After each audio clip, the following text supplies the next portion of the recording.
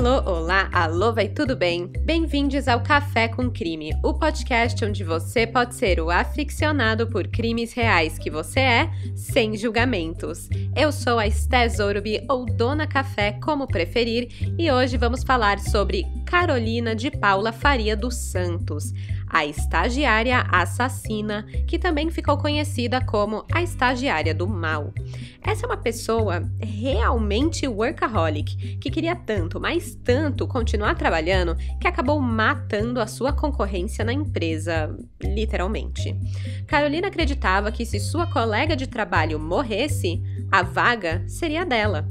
O crime chocou o Brasil, ganhou as manchetes de jornais e expôs tudo de mais terrível que existe em um ambiente de trabalho corporativo tóxico: disputa de poder, inveja, competição, assédio sexual e intrigas.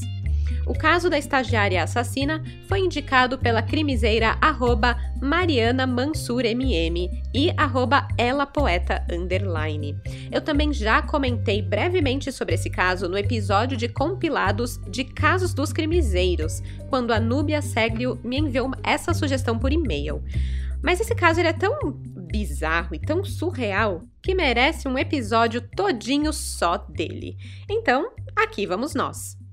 Epa, mas antes de tudo, você acompanha o Café com Crime na Orelo? Se não, pausa tudo, baixe o aplicativo e escute por lá. A Orelo é a única plataforma de áudio que paga os podcasters por play. Então, só de escutar por lá, você já me ajuda demais. Além disso, você também pode se tornar um apoiador do Café com Crime na Orelo. Funciona como uma assinatura mensal. Você escolhe o valor com o qual você quer apoiar, pode ser 5, 10, 20, enfim, você escolhe. E de acordo com o valor, você ganha alguns benefícios e acessos exclusivos. Todo mundo que apoia na Orelo tem acesso a um episódio extra por mês.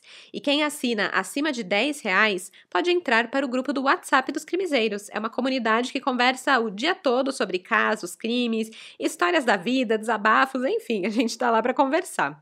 Então, se você quer se tornar um crimiseiro oficial do Café com Crime, acesse o link da Orelo que eu vou deixar aqui na descrição desse episódio. E com isso, bora começar do começo?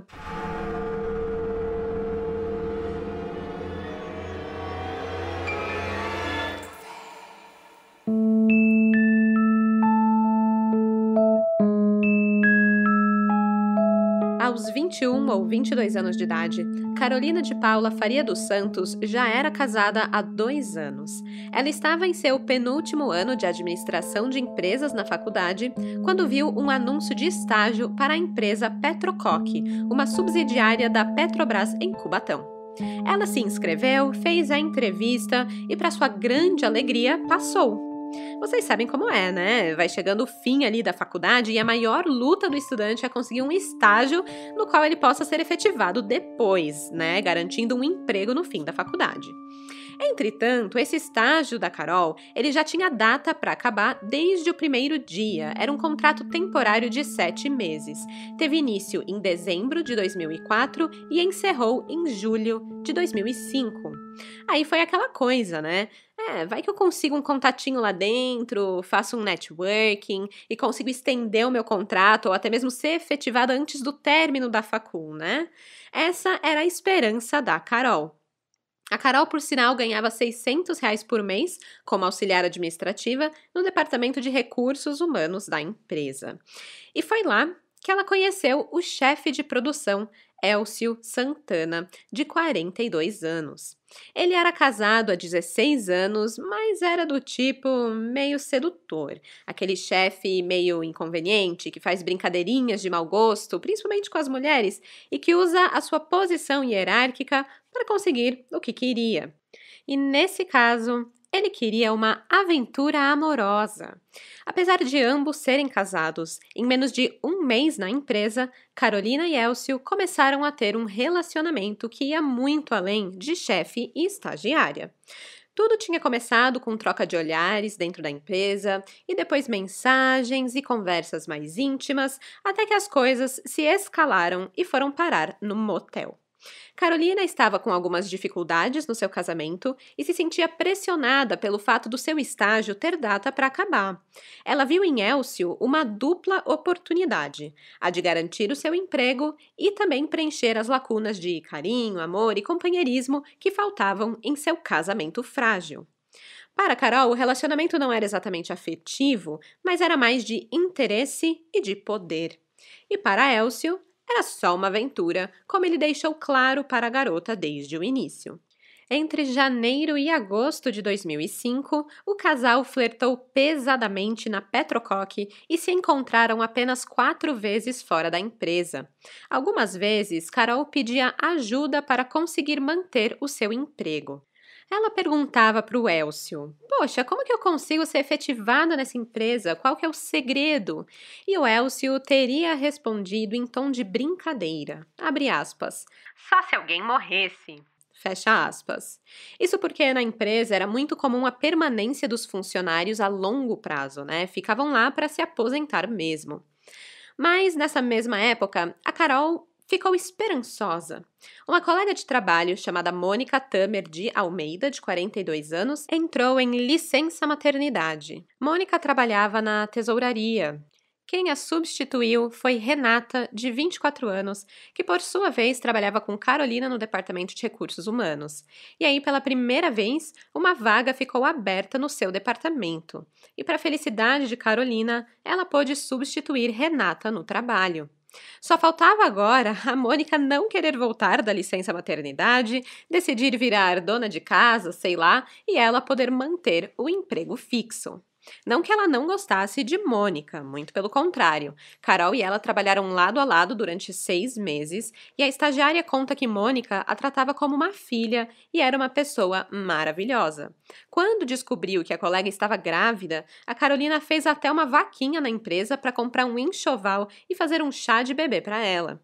Depois do parto, a Carol também visitou a colega em casa, pegando até o seu recém-nascido, o Pedro, no colo e tirou foto e tudo mais. E durante todo o período de licença maternidade de Mônica, a Carolina disse que sempre telefonou para ela para saber como ela estava e contar as novidades e fofocas da empresa. Então, o desejo de Carolina de que Mônica não voltasse para a empresa era estritamente sua vontade de ter um emprego, não era nada contra a mulher. Para o azar de todos nesse caso, em meados de 2005, Mônica volta ao trabalho. Renata, que a cobria na tesouraria, volta ao seu posto original e Carolina, por sua vez, fica desempregada. Ela teria insistido em permanecer na Petrocoque, mas recebeu apenas a promessa de que seria chamada assim que surgisse uma vaga. Além de perder o emprego, ela também perdeu o amante. Segundo Elcio, o último encontro dos dois foi em um motel de Santos no início de agosto, quando eles já não estavam mais trabalhando juntos. Depois disso, ele parou de atender os telefonemas e de responder às mensagens da ex-estagiária, pois ele teria notado que ela estava se envolvendo demais emocionalmente. Sobre o seu término com Elcio, Carolina disse, entre soluços e choro, abre aspas, "É difícil falar dele. Acabamos nos envolvendo. Ele pelos motivos dele, que eu não sei quais são, e eu pelos meus. A minha vontade era voltar a trabalhar lá, para ficar perto dele." Fecha aspas. Desempregada e de volta ao seu casamento fragilizado, sem as suas escapadas amorosas, Carolina começa a cheirar cocaína. E aí, aquele velho ditado, né? Mente vazia, oficina do diabo. Ela ficava pensando e pensando onde que ela tinha errado, por que que ela não conseguiu ficar com o emprego, o que ficou faltando, né? Não bastava dormir com o chefe? Não é possível que o seu plano não funcionou, ela tinha feito de tudo. E aí, nessas 1000 informações e pensamentos na sua cabeça, ela lembrou das palavras do seu ex-chefe. Uma vaga só vai abrir se alguém morrer. No seu devaneio, a Carolina leva isso ao pé da letra. Tudo por uma proposta de efetivação. Ela mesma iria abrir a vaga de emprego que ela queria. Ela acaba se deixando levar pela ganância e pela cobiça para conseguir o emprego dos sonhos. Convenhamos que nem era tão dos sonhos assim, né? Porque, gente, poxa vida, ela estava ganhando R$ 600 lá como estagiária.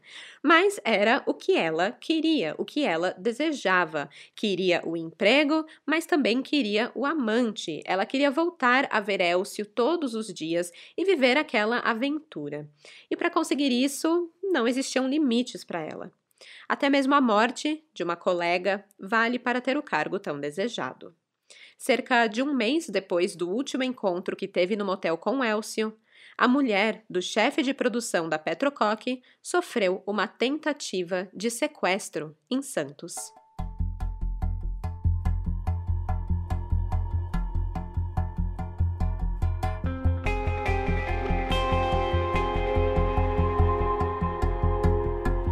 Em 6 de setembro de 2005, Maria Aparecida de Campos, mulher de Elcio e também funcionária da Petrocoque, estava andando pelo bairro Embaré, em Santos, mais especificamente na esquina das ruas Osvaldo Cocharani e Alfaia Rodrigues. Não sei se falei esse nome certo, mas era nesse local. Na ocasião, um homem a abordou com uma faca. Disse que estava com sua filha de 15 anos e que ela tinha que entrar no seu carro. Atrás dele, um Corsa branco seguia o sequestrador e Maria Aparecida.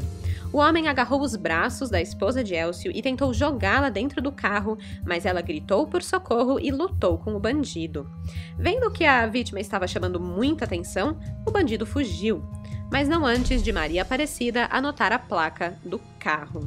Gente, eu fico muito de cara como a pessoa consegue raciocinar ali naquele momento de puro desespero de olhar, lembrar da placa, memorizar, anotar em algum lugar, sabe? É tipo muito ninja, gente, sério. Anotem placas de carro. Viu que é meio suspeito? Tá meio esquisito? Só anota. Bom, a Maria Aparecida, ela então reportou o ocorrido na delegacia em Santos, onde a polícia interpretou o crime como uma tentativa de sequestro. E lá, a Maria Aparecida também descreveu o bandido que tinha atacado ela. Mas antes da polícia conseguir identificar quem era, um novo ataque a uma outra funcionária da Petrocoque ocorreu também em Santos.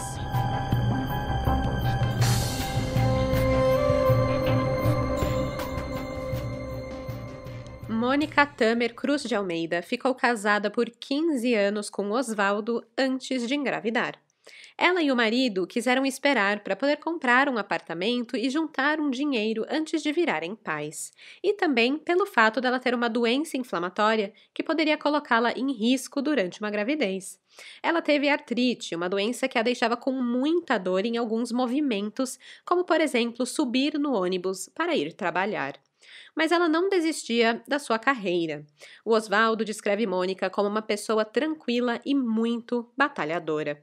Por isso, meio enfrentando as suas dificuldades, ela insistia em continuar indo para a empresa, a Petrocoque, onde ela trabalhava. Então, Osvaldo decidiu a levar todos os dias para o trabalho em Cubatão, antes dele mesmo ir para São Paulo trabalhar. Depois ele voltava para buscar em Cubatão e os dois iam juntos para casa em Santos. E foi assim por 10 anos.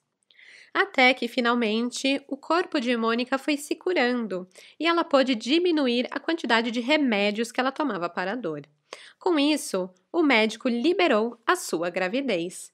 E aí eles foram lá, felizes da vida, finalmente, aquele sonho de ser pais. Mas a Mônica não conseguia engravidar. Ela começou então a pensar em algumas opções, como adoção, fertilização in vitro, até que ela fez alguns tratamentos e acabou engravidando de forma natural. Quando ela descobriu, a Mônica fez uma surpresa para o Osvaldo. Ela deixou uma caixa de madeira com uma fralda dentro e o teste positivo de gravidez em cima da mesa.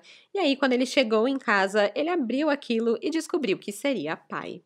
E que seria uma menina. O nome dela, Maria Carolina. 3 anos depois da primeira filha, Mônica engravidou novamente, dessa vez sem querer, sem tentar, e seria agora um menino. E quando ele nasceu, ela tirou licença maternidade e recebeu um enxoval das colegas de trabalho da empresa, incluindo da Carolina, a estagiária, que também era xará da sua filha mais velha. Na semana em que Mônica voltou ao trabalho, o seu marido foi trabalhar no Lava Rápido, ali de Santos, que ele tinha montado, e como Mônica não tinha mais o problema de artrite, ele não a levava para o trabalho. Ela ia sozinha de ônibus normal. Os pais de Mônica estavam ficando na casa deles em Santos, né? Eles eram de Mogi das Cruzes, mas estavam lá porque o netinho novo tinha nascido, estavam ali ajudando e tal. Mas no mesmo dia que Mônica voltou a trabalhar, os pais dela decidiram voltar para sua cidade. Então, nesse dia, o Osvaldo ofereceu o carro para Mônica ir trabalhar e aproveitar e deixar os pais na rodoviária. Mas ela não quis, pois como seria o dia em que ela voltaria da licença maternidade e normalmente ela encontrava pessoas do seu trabalho no ponto de ônibus, ela queria ir conversando, queria encontrar o pessoal, saber das fofocas, das novidades da empresa. Então quem acabou levando os sogros para a rodoviária foi o Osvaldo. E logo depois disso, ele foi direto para o seu trabalho lá no Lava Rápido com o carro e a Mônica foi a pé até o ponto de ônibus. Aquela manhã foi a última em que Osvaldo veria a esposa com vida. A última manhã que Maria Carolina, de 4 anos, e Pedro, de 6 meses, veriam a mãe.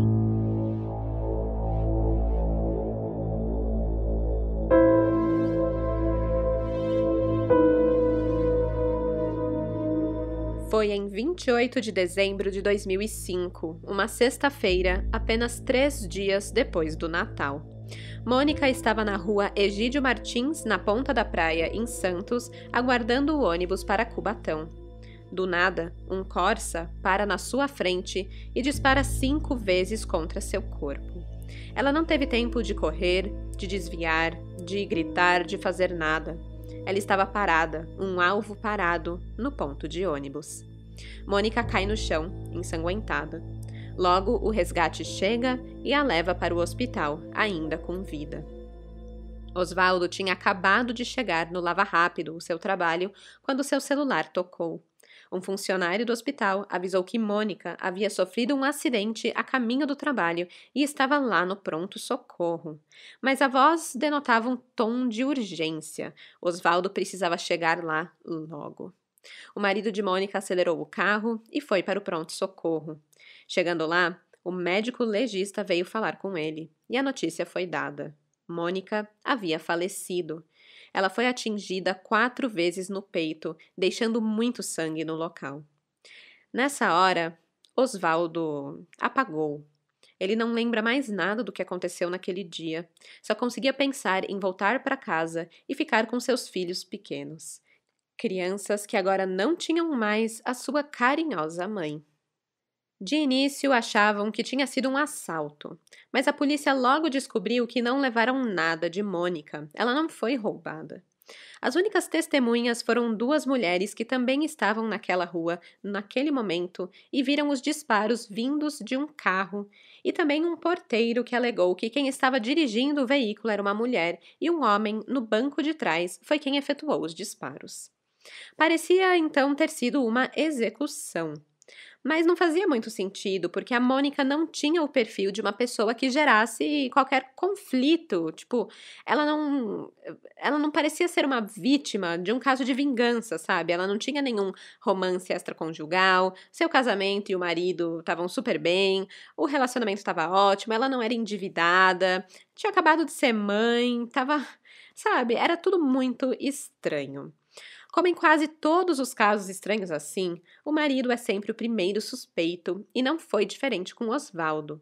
Mas logo se comprovou que no momento em que Mônica foi executada, ele estava com os sogros na rodoviária e depois foi para o caminho do seu trabalho. Além disso, ele não tinha motivo nenhum para matar a esposa, né, a mãe recente do seu segundo filho. A polícia até tentou achar um segredo sombrio, mas o Osvaldo não tinha nenhum caso, nenhuma amante, nenhuma dívida, então ele logo deixou de ser suspeito. No decorrer da investigação, uma escrivã do DP fez uma conexão extraordinária que trouxe a peça-chave para que esse caso fosse solucionado. Ela contou ao delegado que a sua sobrinha, chamada Renata, trabalhava na mesma firma em que Mônica trabalhava, a Petrococ. Curiosamente, Renata tinha sofrido uma tentativa de homicídio há pouco tempo, coisa de um mês atrás. Só que como o ataque a ela ocorreu no quilômetro 34 da Via Anchieta, o caso foi registrado em São Bernardo dos Campos e não em Santos. Com essa triste coincidência de outra funcionária sendo alvo de uma tentativa de homicídio, o delegado de Santos liga para a polícia de São Bernardo e pede informações do caso, avisando que existia a suspeita de ambos os casos estarem relacionados. O que ele conseguiu descobrir sobre o ataque a Renata foi o seguinte. Em 18 de novembro, 1 mês e 10 dias antes de Mônica ser assassinada em Santos, Renata saiu da Petrocoque para voltar para casa depois de um longo dia de trabalho. Ela morava em São Bernardo do Campo e dirigia todos os dias para o trabalho, pegando a Via Anchieta. Durante o trajeto, Renata teve o veículo interceptado por um Corsa. Desse carro vieram 3 disparos que acertaram a lataria do carro de Renata. Um 4º tiro disparado acabou pegando Renata no ombro. Mesmo ferida, ela conseguiu escapar da emboscada e recebeu cuidados médicos a tempo. A sua sorte foi que o tiro não atingiu um órgão vital, portanto ela sobreviveu. Renata fez o BO na delegacia de São Bernardo, dando a placa e a descrição do carro, novamente chocada que ela conseguiu ver e raciocinar tudo isso enquanto fugia, né, ali quase GTA, ali fugindo no carro de um monte de disparo, né. Mas mesmo assim, até então, não tinham conseguido identificar quem tinha a atacado. Depois de alguns dias que o delegado de Santos entrou em contato com a delegacia de São Bernardo, ele recebeu um telefonema surpreendente. São Bernardo havia resolvido o caso e ele estava certo. Ambos estavam relacionados. Acontece que um dia depois do assassinato de Mônica, Renata recebeu uma ameaça por telefone. Uma voz masculina do outro lado da linha dizia que era melhor ela não voltar ao trabalho, senão morreria da mesma forma que Mônica. Como Renata havia substituído Mônica durante a licença maternidade, ela possivelmente iria cobrir a vaga de Mônica novamente. A Renata chegou a desconfiar de Carolina. Ela conta que, abre aspas, não tinha contato com ela, mas Carolina insistia em conversar comigo. Chegou a pedir que eu a indicasse para a vaga caso eu fosse sair da empresa. Fecha aspas. A vaga tão cobiçada por Carolina era a de assistente de planejamento financeiro na tesouraria da Petrocoque. Esse posto, com um salário de R$ 1.500, era de Renata. Apesar da suspeita de Renata, ela não informou a Petrocoque depois do atentado que sofreu. Mas agora, depois de receber a ligação ameaçadora, resolveu informar a polícia. A Renata desliga o telefone e imediatamente vai à delegacia com o seu celular e conta o que tinha acabado de acontecer. O delegado de São Bernardo rastreou as ligações e descobriu que ela havia sido feita por um homem chamado Rodolfo Queiroz dos Santos, de 24 anos. Quando ele foi localizado, não hesitou em confessar tudo e dizer que foi sua prima, Carolina, que havia encomendado as mortes. Não só a morte de Mônica e de Renata, como também o sequestro de Maria Aparecida, a esposa de Élcio Santana. Ao cruzar as informações na delegacia, tudo fazia sentido. A placa do carro anotada por Maria Aparecida e por Renata eram as mesmas e pertencia ao marido de Carolina, assim como a descrição do criminoso também batia com a aparência de Rodolfo, o primo de Carolina. Rodolfo ainda conta que para cometer o sequestro de Maria Aparecida, ele tinha chamado um parceiro dele, o Everton, para ajudar, e ele pagou um valor de R$ 100. Gente, R$ 100 para cometer um sequestro? Não. Só não. A Carolina, na verdade, tinha pago R$ 200 para Rodolfo, ou seja, ele acabou ficando com 100 e deu 100 para um amigo ajudar ele.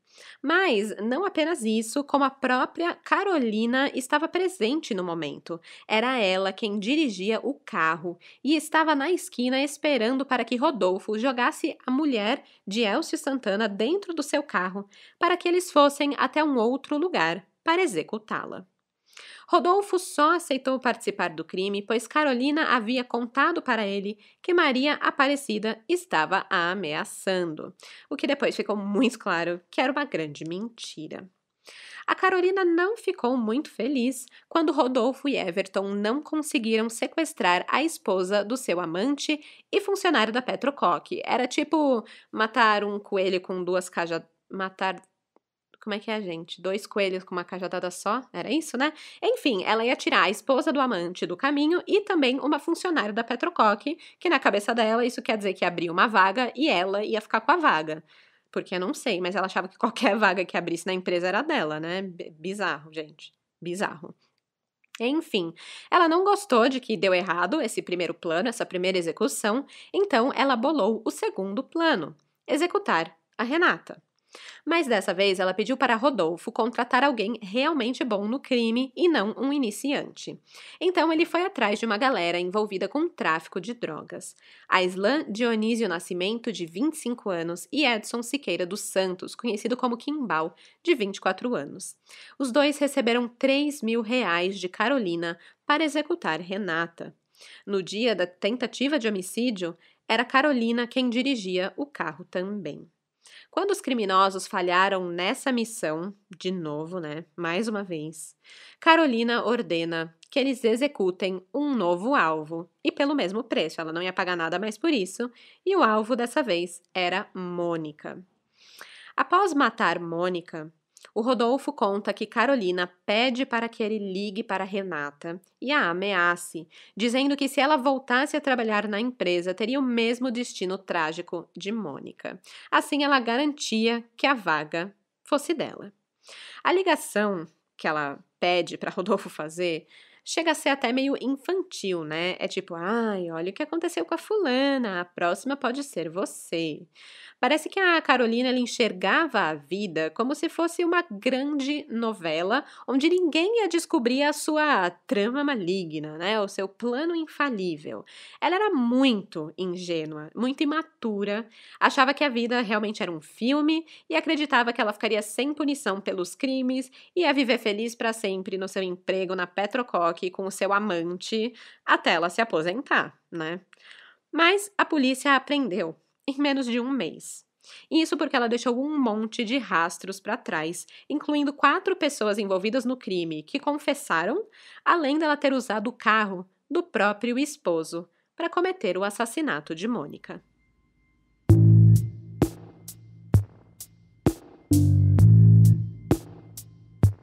Depois que a polícia rastreia o telefone de Renata e Rodolfo confessa tudo, Carolina é presa e levada até a delegacia de São Bernardo do Campo.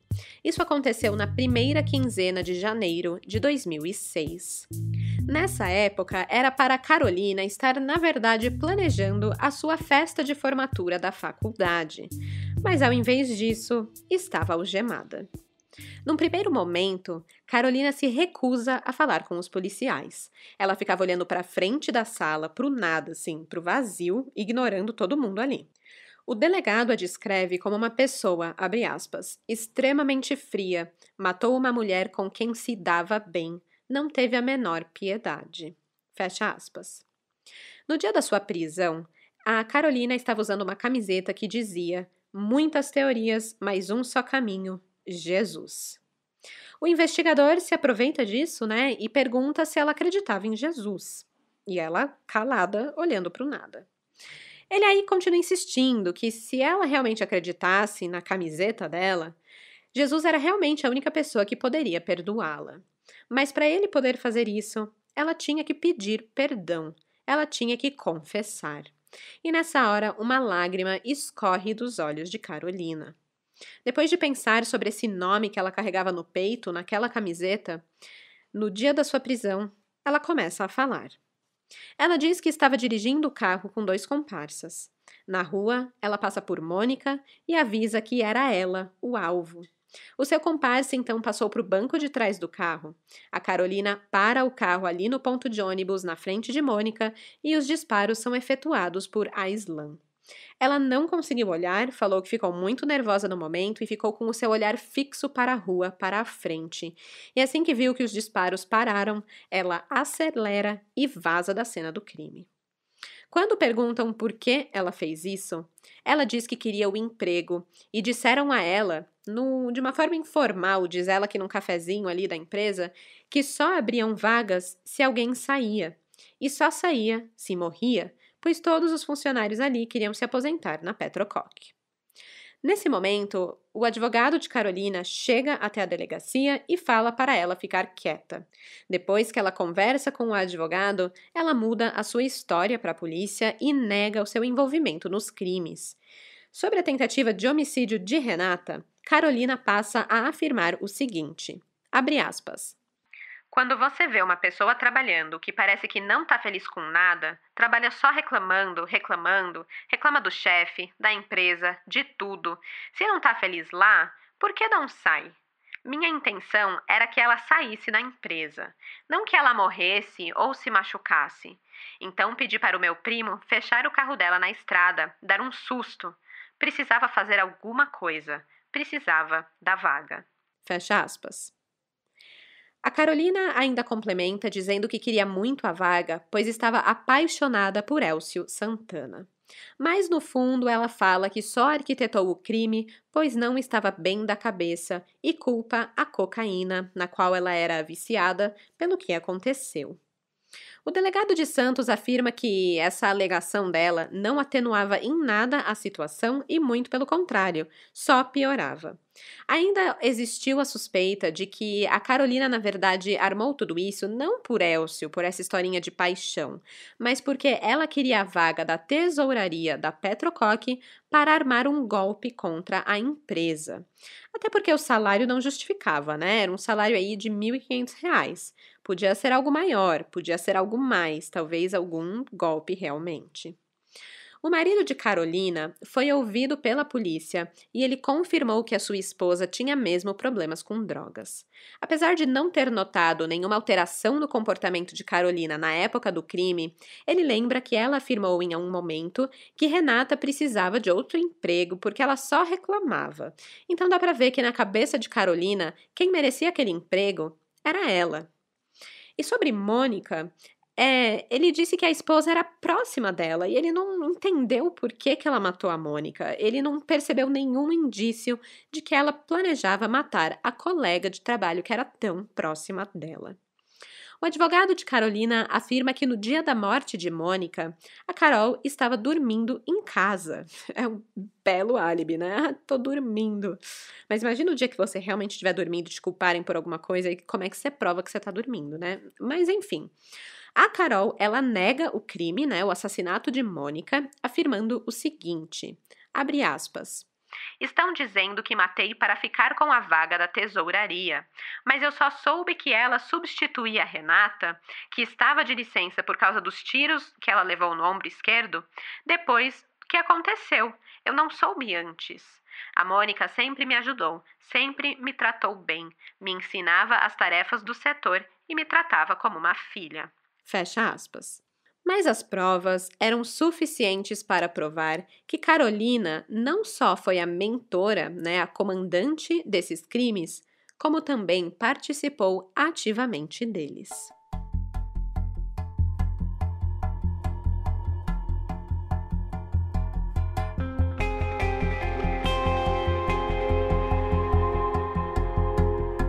A perícia conseguiu apreender projéteis que foram achados num portão próximo ao local onde Mônica foi atingida.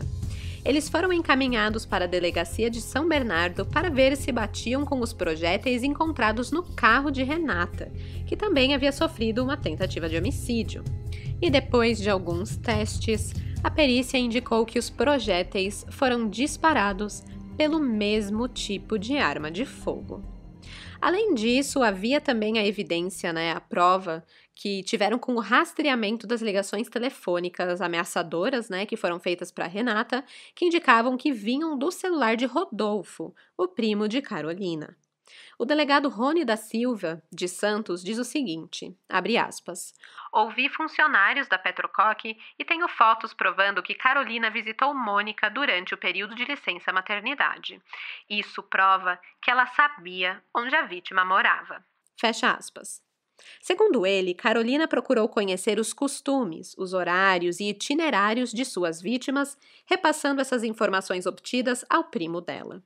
O promotor Otávio Borba de Vasconcelos Filho, da Vara do Júri de Santos, afirma que, abre aspas, ela engendrou uma série de fatos que visaram eliminar a esposa do amante e depois duas funcionárias, com a finalidade de ser contratada no lugar delas.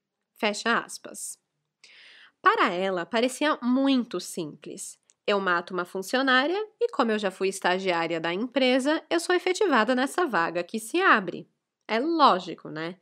O objetivo estava ali, na frente dela, e ela fez o que precisava para conseguir aquilo, sem levar em consideração o outro, né? O respeito ao próximo. A Carolina sabia exatamente o que estava fazendo, tanto que ela tentou o crime 3 vezes.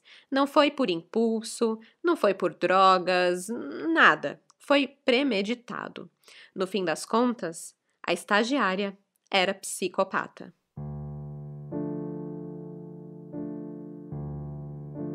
Carolina foi descrita por colegas de sala como, abre aspas, muito mimada e metida, mas nada muito anormal. Ela era tímida até.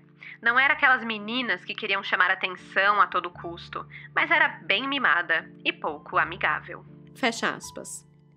O que chama atenção no crime é que ela conhecia as vítimas. Teve momentos até que íntimos com essas colegas de trabalho, indo no chá de bebê, segurando o filho de Mônica no colo. E o pior de tudo é que ela usou esse conhecimento que tinha das vítimas para planejar o crime. Sabia da rotina, onde moravam, por onde andavam. A Carolina, ela literalmente puxou o tapete das colegas de trabalho, num grau muito elevado, tipo a máxima potência. Ela não se importou nem um pouco em lesar o outro para o seu próprio benefício. E não que isso justificaria nada, mas a Carolina também não era uma menina que estava passando fome, não tinha condições ruins. Ela estava terminando sua faculdade, trabalhava, tinha salário, era casada, levava uma vida normal. Ela poderia ter trabalhado mais, estudado mais para conseguir a efetivação que ela queria, mas ela preferiu o meio mais rápido. Isso que é psicopatia. Ela não pensou na consequência que isso teria para os outros, ela só pensou nos objetivos dela. Faz qualquer coisa para ter o que ela quer. No fim das contas, ela optou pelo crime, pois o crime nada mais é do que desrespeitar o valor à vida.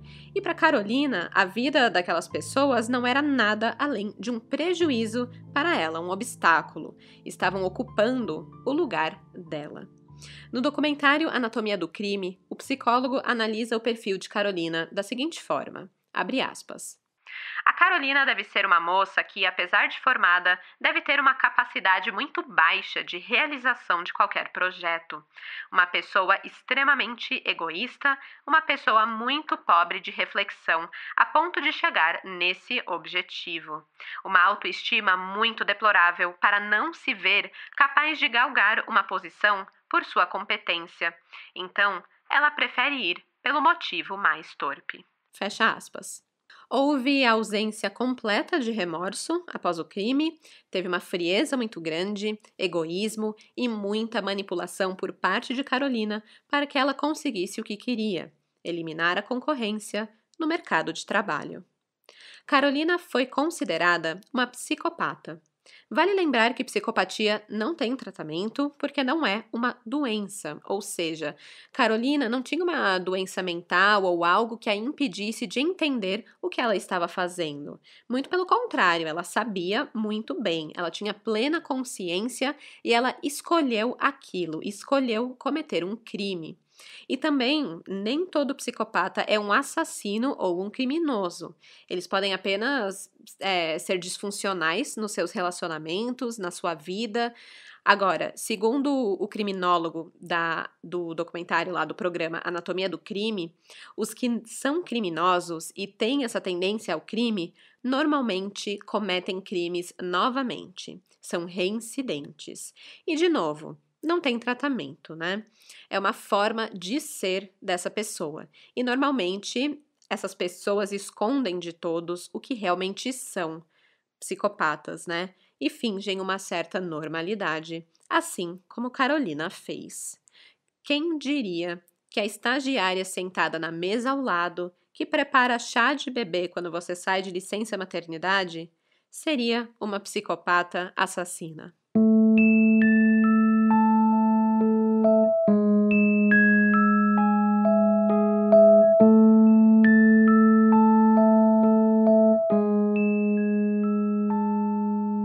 Em agosto de 2007, Carolina de Paula Faria dos Santos foi julgada pelo assassinato de Mônica Tamer Cruz de Almeida. Em 16 horas, o júri condenou a ex-estagiária da Petrocoque a 30 anos e 4 meses de prisão por homicídio duplamente qualificado, com intenção de matar por motivo fútil e sem chance de defesa da vítima. Segundo o promotor Octávio de Borba Filho, não havia dúvidas sobre o envolvimento de Carolina, que além das evidências, ela também teria confessado uma vez junto da sua cunhada e repetiu a confissão de um dos delitos junto do seu advogado constituído. Para ele, Carolina arquitetou as mortes com 2 objetivos: permanecer na empresa onde era estagiária e manter o relacionamento extraconjugal com o seu chefe. E ela não se limitou a apenas arquitetar os crimes, mas também participou diretamente deles. Por isso, recebeu a pena de 30 anos. Também foram condenados Aislan Dionísio do Nascimento, que pegou 26 anos de reclusão, Rodolfo Queiroz dos Santos, o primo, recebeu uma pena de 16 anos, e Everton Moura Andrade, 17 anos e 4 meses de prisão. A mãe de Carolina passou mal ao ouvir a sentença. Já os familiares de Mônica comemoraram a decisão. A prisão dos criminosos foi um alívio e ajudou Osvaldo, o marido de Mônica, a entender o que aconteceu com a esposa e ter ali um senso de caso fechado e de justiça feita. Mas nada traía Mônica de volta. Nada mudava a condição de Osvaldo de agora ser viúvo e pai de 2 filhos.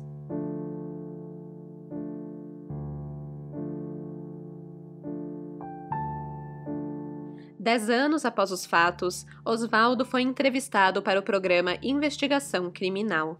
Em frente às câmeras, ele conta aqui, abre aspas: "No começo, eu tinha muita raiva, não entendia. Agora, depois de 10 anos, é como uma cicatriz, uma ferida. Você só lembra na hora que olha. É até bom pra mim não ficar lembrando, esquecer. Quanto menos eu lembrar e quanto menos eu souber deles, dos criminosos, melhor. Eu não quero nem ver." Fecha aspas. Osvaldo nunca escondeu dos filhos o terrível fim que a mãe deles teve. Criou os 2 sozinho, sendo pai e mãe. Maria Carolina lembra da mãe com muito carinho e muito amor. Dormiu por meses na cama do pai e acordava chorando à noite com saudades dela. Pedro não se lembra quem é a mãe, mas olhava fotos de Mônica e questionava o pai por que ele não tinha mãe. Uma vez, Osvaldo conta que ele disse que se tivesse uma arma, mataria a mulher que tirou a mãe dele. Com muita terapia e muito amor do pai, os filhos aprenderam a perdoar e seguir em frente com suas vidas. Em 2011, ou seja, 6 anos depois do crime, Osvaldo conheceu outra mulher, com quem se casou. Hoje, Maria Carolina e Pedro a aceitam como parte de sua família, como sua madrasta, e a tratam como mãe. Esse é o caso da estagiária assassina. Eu não conseguia parar de pensar, enquanto eu estava aqui fazendo a pesquisa desse caso, como que um psicopata consegue passar por um processo seletivo, né? Porque o departamento de RH, pelo menos um que se preze, tem todo um esquema, faz análise de currículos, faz entrevistas, faz dinâmica em grupo, aquela coisa toda, né? E como que a gente poderia evitar de contratar uma pessoa assim, né? Com tendências tão horríveis e tão fortes de matar o coleguinha de trabalho para roubar o cargo dele, né? Não dá para ver naqueles testes lá de RH, de personalidade, de perfil, nas dinâmicas, né? É muito complicado. E aí eu achei uma reportagem da super interessante, intitulada Mentes Psicopatas, que responde isso muito bem. Eu vou ler aqui para vocês. Abre aspas. O psicopata tem um talento enorme para enganar. Se ele colocar na cabeça que quer ser piloto de uma companhia aérea, vai dar um jeito de forjar um comprovante da NASA dizendo que já foi até astronauta. Vai mentir no currículo, vai mentir nas entrevistas e vai fazer tudo isso com o sangue frio e o charme. Psicopatas são convincentes, encantadores e conseguem transformar um punhado de conhecimentos superficiais numa tese de doutorado. Fecha aspas. Minha gente, nem o RH salva. Eles estão por aí. Mas, pra não, sem desespero, gente, porque não são muitos, tá? Muitos psicopatas, digo. De acordo com o jornal da USP, essa desordem neuropsiquiátrica que a gente chama de psicopatia, na verdade oficialmente tem o nome de transtorno de personalidade antissocial, atinge apenas 1 a 2% da população. Ou seja, não é muito, né? O mundo hoje tem o quê? Já chegou em 8 bilhões? 8 bilhões de pessoas? Então, seria tipo... Eu tô aqui, a Nazaré confusa, fazendo o cálculo. É mais fácil abrir a calculadora aqui. Mas então, eu acho que seriam 80 milhões de pessoas no mundo. Que é 1%, né? 1% de 8 bilhões, 80 milhões. Tá, né? Até que... É uma quantidade até que razoável, né? É basicamente a população da Alemanha. Meu Deus, imagina um país inteiro de psicopatas. Deus me free. Enfim, a brisa para por aqui. O que eu tenho pra dizer pra vocês é: amanhã, quinta-feira, eu vou postar as fotos desse caso lá no Instagram. Tem fotos da estagiária do mal, da Mônica com os filhos, do Elcio, enfim. Se você é daquelas pessoas que gosta de imaginar a história visualmente, segue lá o @café com crime, que sempre tem foto dos casos por lá. E com isso, chegamos ao fim do antepenúltimo episódio de 2021. Sim, minha gente, a Dona Café vai parar no Natal e no Ano Novo. O último episódio desse ano vai ao ar no dia 22 de dezembro. Então preparem os corações de vocês para uma pausa, tá? A parte boa é que na semana que vem, no dia 15, o episódio vai ser mega especial, presentão de Natal para vocês. Eu vou contar um caso diferente de tudo que já contei para vocês nesses 90 episódios de Café com Crime.